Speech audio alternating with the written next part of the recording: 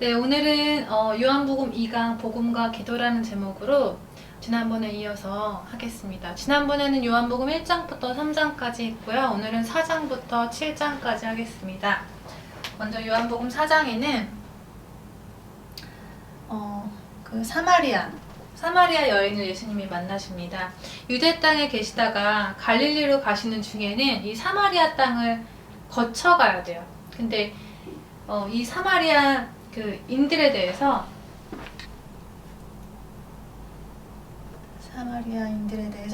유대인들은 혈통이 변질됐다 그래서 유대인이라고 쳐주지를 않고 상종을 안 했어요.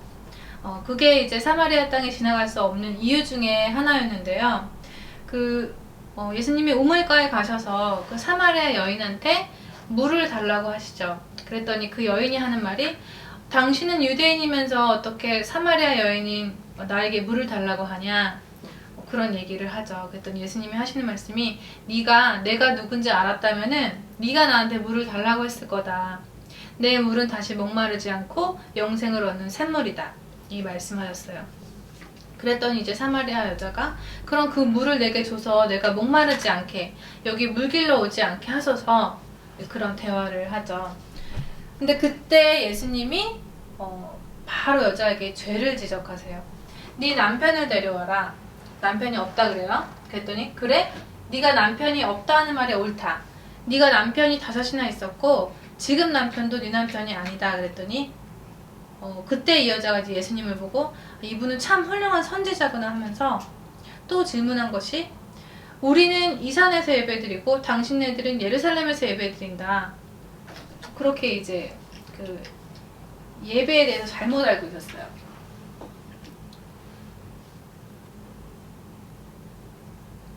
그랬더니 이제 예수님이, 이 산도 아니고 저 산도 아니고 아버지께 직접 예배할 때가 온다.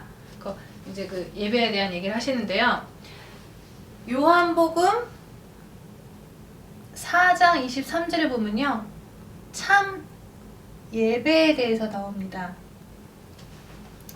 말씀을 해주세요. 아버지께 참되게 예배하는 자들은 영과 진리로 예배할 때가 오나니 곧 이때라. 아버지께서는 자기에게 이렇게 예배하는 자들을 찾으시느니라.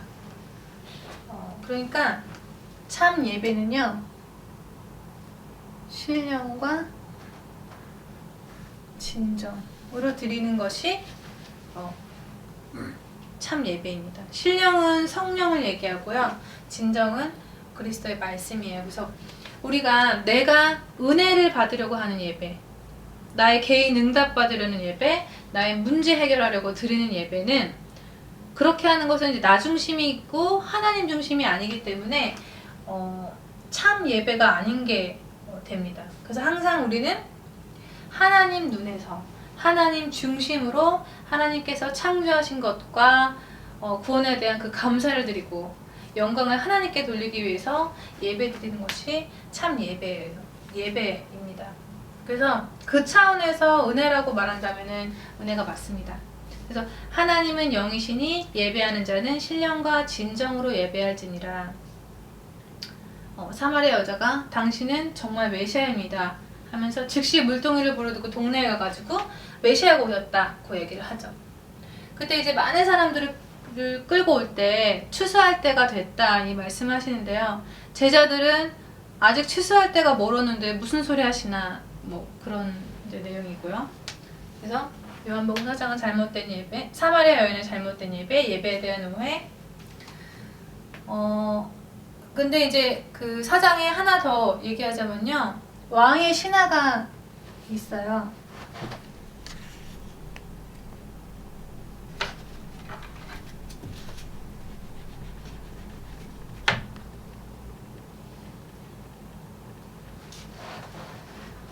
왕의 신하 그 아들이 죽는데 고쳐달라고 예수님께 얘기를 해요. 그랬더니 예수님께서 하시는 말씀이, 너희는 그 표적과 기사를 보지 못하면 도무지 믿지 않는다 하시면서, 이제 두 번째 그 표적을 보이신 게 이 왕의 신하 아들을 살리신 거를 볼 수 있습니다. 이 표적을 보이시는 이유는요, 계속 자기가 하나님의 아들 메시아라는 것을 강조하기 위한 표적인 것을 볼 수 있습니다. 요한복음 5장에는요.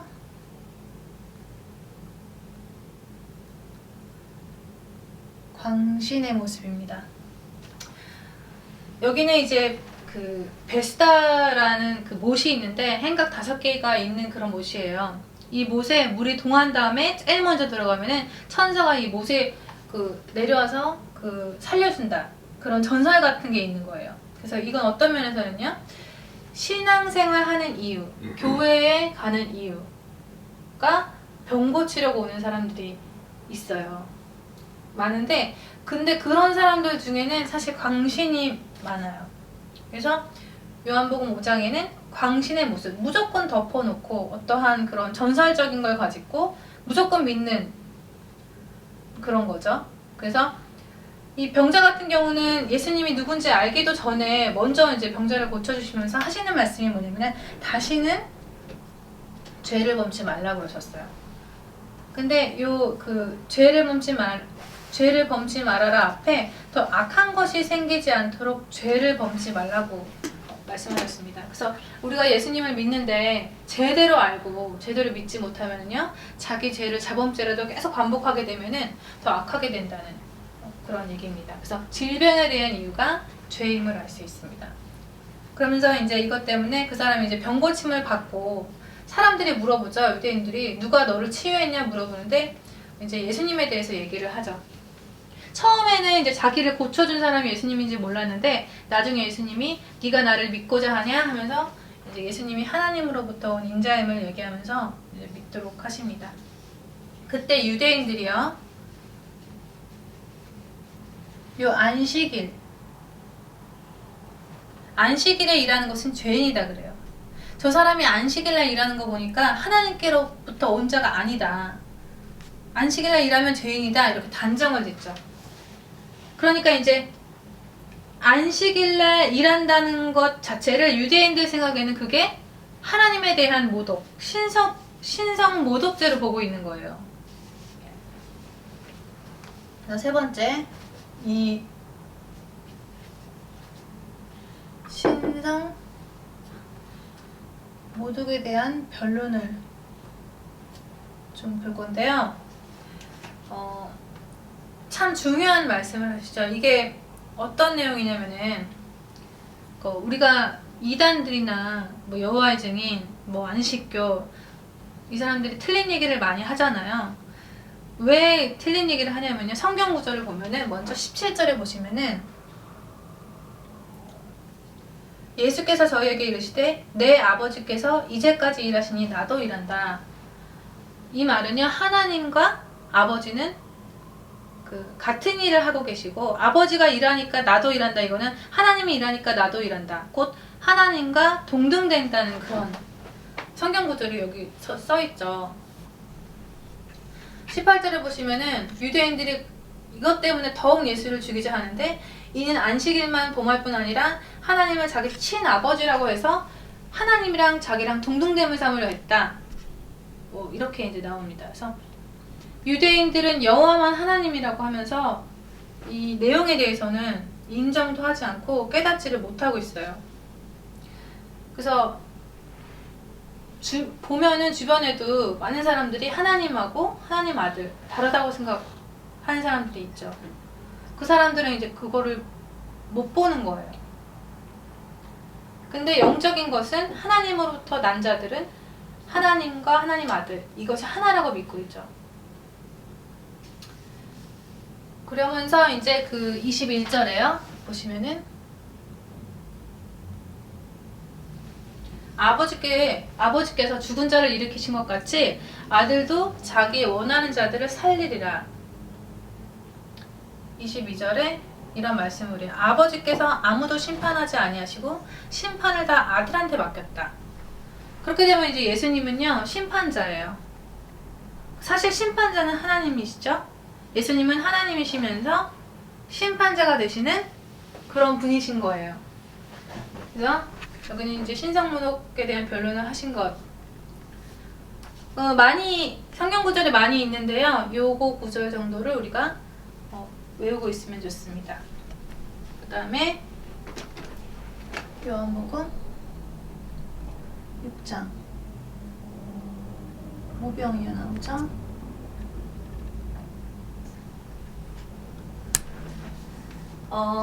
여기서 이제 볼 수 있는 거는 뭐냐면요, 신자들의 그 관심이 뭔지 볼 수 있습니다. 물론 불신자들도 뭐 먹고 사는 게 제일 관심이지만요, 신자들도요 마찬가지입니다. 물론 이제 예수님이 이제 갈릴리 지역으로 오셔가지고 무리가 이제 그 사람들이 막 따라온 게 요한복음 2장에 가나 혼인잔치에서 물이 포도주로 바뀌었잖아요. 그거에 대한 이제 소문이 쫙 났고요. 또 병자 막 살리고 그러니까 그 소문들이 다 난 거예요. 그러니까 무리가 엄청 지금 예수님을 따라다니는데 하나님이 빌립을 시험고자 물어보세요. 뭐라고 물어보냐? 이 광야에 지금 이렇게 많은 사람들이 과연 얼만큼 있어야 다 먹겠냐? 그렇게 이제 그랬더니 이제 빌립이 하는 말이 자기 생각에 200데나리온이 있어야 먹겠습니다. 이제 이렇게 얘기를 하죠. 이제 어린아이가 보리떡 5개하고 물고기 2마리 가진 걸 가지고 그 사람들 다 먹였죠. 이때부터 사람들이요 마음속에는 뭐가 생겼냐면 동기가 생겼어요. 무슨 동기냐 하면은 예수님만 있으면, 이 사람만 있으면 우리가 먹고 살 걱정은 안 해도 되겠다. 그래서 예수님을 임금 삼으려고 했어요. 그래서 6절에 필립한테 하나님이 시험하시는 거, 그 다음에는요 뭐가 나오냐면 종교인의 관심, 먹고 사는 거죠. 예수님이 무리를 피했어요. 무리를 피하고 배 타고 가셨는데 사람들이 쫓아오다 보니까 예수님이 타고 오신 배가 아니어갖고 다른 배를 막 찾으러 갔죠. 막 헤맸는데 그러다 이제 예수님 만나죠. 그랬더니 예수님이 하시는 말씀이 내가 진실로 진실로 너희한테 이르노니 너희가 나를 찾는 까닭은 표적을 본 까닭이 아니라 사실은 떡 먹고 배부른 까닭이다. 결국은 먹고 살기 위해서 너네가 표적은 둘째치고 나를 찾아온 거다. 이런 이제 얘기를 하시죠. 그래서 그렇잖아요. 사람들이 예수님 믿으면은 복 받는 거로 많이 얘기를 합니다. 사실 그 모습이랑 같은 거예요.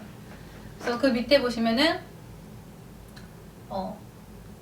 그 썩을 양식을 위해 일하지 말고 영생하는 양식을 두고 일해라 말씀을 하셨습니다.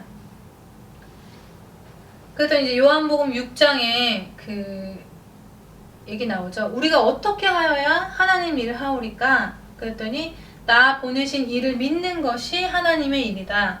이게 나오는데요.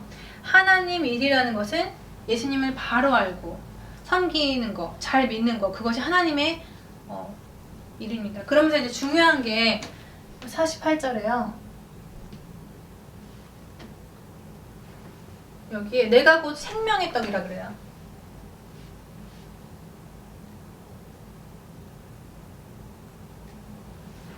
내가 주는 떡은 생명의 떡이다. 그러면서 40절에 중요한 말씀을 하시죠. 내 아버지의 뜻은 아들을 보고 믿는 자마다 영생을 얻는 이것이니 마지막 날에 내가 다시 살린다 그랬어요. 요거 설명하기 전에요. 마태복음에 그런 얘기 나오잖아요. 주여 주여 하는 자마다 다 천국에 들어갈 것이 아니다. 내 아버지의 뜻대로 행하는 자라야 천국에 간다. 그 성경 구절 나오잖아요. 그 아버지의 뜻이 이제 여기 나오는 거죠.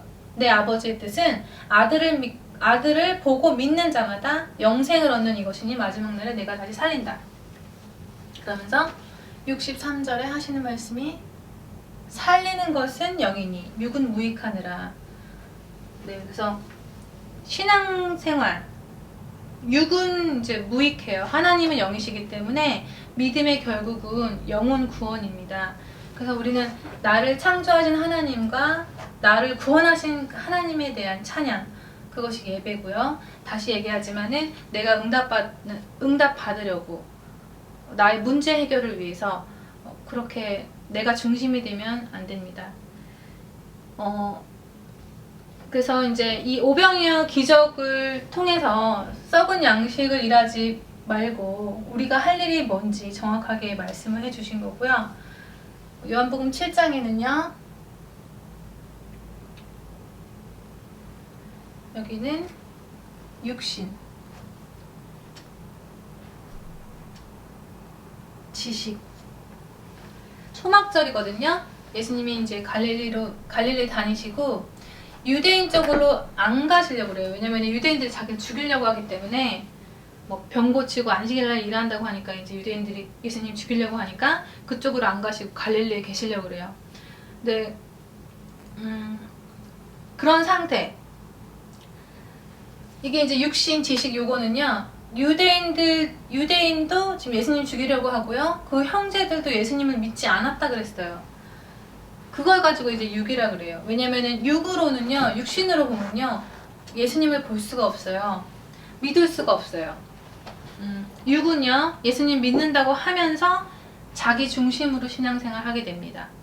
자기 중심으로 응답받으려고 하고, 자기 중심으로 그 성령 인도를 얘기하고. 그래서 어떻게 하는 게 육이냐? 하나님의 뜻, 하나님의 계획, 하나님의 방향대로 가지 않으면 육입니다. 그때 예수님이요. 요한복음 7장 37절에서 39절에 보시면은 예수님의 설교가 나와요. 조금 보면은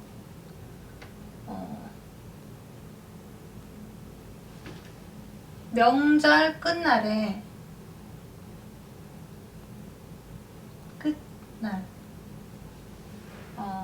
곧 예수께서 와서 누구든지 목마르거든 내게로 와서 마셔라. 나를 믿는 자는 성경에 이른 바 생수의 강이 흘러나리라. 그 말씀하셨어요. 무슨 말이냐면요. 그 배에서 생수의 강이 흘러나와, 이 말은요. 성령에 대해서 말씀하신 거예요. 성령. 왜 앞으로 받을 성령이라 그러냐면요. 아직 예수님이 그 영광 받지 않았잖아요. 십자가에 죽으시고 부활하지 않으셨기 때문에 아직 성령이 오지 않았다 그래요. 그래서 같은 성령이지만 또 다른 성령. 그래서 또 다른 보혜사 이제 이렇게 얘기하시죠. 그래서 앞으로 오실 성령에 대해서 이제 메시지 주신 거고요. 요 명절 끝날 이게 참 의미를 알고 있으면 좋은데 초막절에 대한 얘기인데요. 초막절의 정식 행사는 7일 동안 계속됩니다. 이제 8일째는 주로 이제 그 사람들이 모여요. 그래서 그 이 끝날이 7일인지 8일인지 요거는 이제 신학자들마다 견해가 다르다고 하더라고요. 중요한 건 뭐냐면은 누구든지 목마르거든 내게 와서 마시라 그랬잖아요. 그래서 초막절의 의미가 뭐냐면은 그 이스라엘 백성들이 광야에서 40년 동안 그 초막 생활을 했잖아요. 그것 중에서 이제 표적 중에 반석을 쳐서 그 물이 나오게 하는 거예요. 초막절에는 그 행사가 있었어요. 그거를 계속 그 지키면 지켜 나가는 거예요. 그래서 제사장들이 그 물병에다 실로암에 가서 매일 물 길려다가 채워가지고 와서 그거를 기념하는 거예요. 그러면 그 행위를 갖다가 후대들이 나중에 먼 훗날에 저게 뭔가 하고 후대들이 물어보면 광야 생활을, 그래서 그 광야 생활을 잊지 못하도록 후대한테 전달하기 위해서. 광야 생활이 왜 중요하냐면은 애굽에서 출애굽한 그 백성들, 출애굽해서 광야 생활에서 은혜 받았다라는 것을 계속 전달하기 위한 절기입니다. 그래서 여기서 이제 그 반석을 치면서 물이 나오게 한 거, 그 있잖아요. 그 고린도 10장에 보면은요, 반석은요 그리스도가 반석이라 그래요. 그래서 고린도전서 10장에 보면은 잠깐 보면요, 형제들아 너희가 알지 못하기를 내가 원치 아니한다. 우리 조상들이 다 구름 아래 있고 바다 가운데 지나며 모세에게 속하여 다 구름과 바다에서 세례를 받고 이스라엘 백성들이 홍해를 건넌 것 가지고 여기서 세례 받았다 그러는데, 다 같은 신령한 식물을 먹으며 다 같은 신령한 음료를 마셨으니 이는 저희를 따르는 신령한 반석으로부터 마셨음에 그 반석은 곧 그리스도시라. 그러니까 구약은 광야 생활의 모든 것은 다 그리스도를 그림자로 지금 얘기하고 있는 거고요. 그래서 반석은 그리스도, 물은 영생하는 샘물. 영생하는 샘물. 그래서 요한복음 7장에 예수님이 자기가 주인공이었음을 얘기하시는 거고요. 여기 이제 성경 구절에 써 있는 것처럼 이 초막절 같은 절기를 통해서 하나님은 계속 그리스도에 대한 의미를 전달하고 싶어 하시는구나 라는 것을 알 수 있습니다.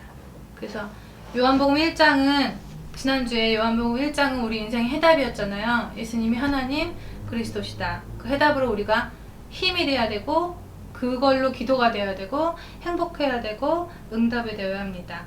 그래서 그 응답은 또 전도로 갈 수 있는 중요한 그 내용이 이제 요한복음 1장에 다 있는 것입니다. 그래서 요한복음 1장에 대한 거 없이 그냥 흐지부지 요한복음 2장으로 가면요, 표적이 표적으로 끝나게 되는 것입니다. 그렇게 되면은 생명이 없고 그리스도 발견을 못하는 그런 것입니다. 그래서 그 종교에서는 독생자의 이름을 믿지 않는다. 이게 이제 종교의 핵심으로 키가 잡힌 거거든요. 그래서 복음과 종교 구분할 때 예수 이름 가지고 얼마큼 내가 힘을 얻냐, 그리고 정말 그 창세기 3장 문제 그 답이 맞냐, 두 가지로 볼 수 있습니다. 그리고 예수 이름 전달하는 전도자의 삶, 그것만이 우리가 복음과 종교를 구분할 수 있습니다. 네, 오늘 요한복음 2강 복음과 기도 마치겠습니다.